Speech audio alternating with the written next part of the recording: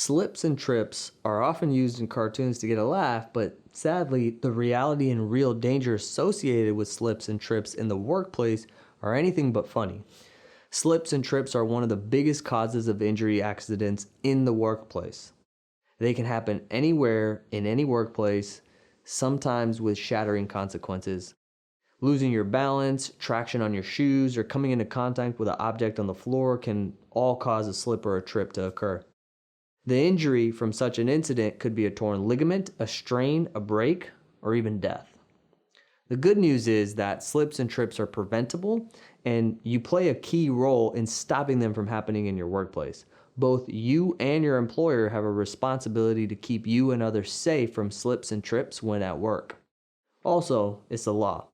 That's because the consequences of slip and trip injuries can be very serious. Thankfully, simple, sensible solutions can generally eliminate this workplace hazard. So why do most people slip and trip? Well, in most instances, these accidents happen because of a lack of awareness, poor attention to detail, or because we're rushed and distracted as we busily go about our work. Slips and trips aren't inevitable, they just don't happen. There are some common causes of slips and trips in the workplace, and by focusing on these key areas, you can drastically reduce the risk of yourself or someone you work with slipping or tripping at work.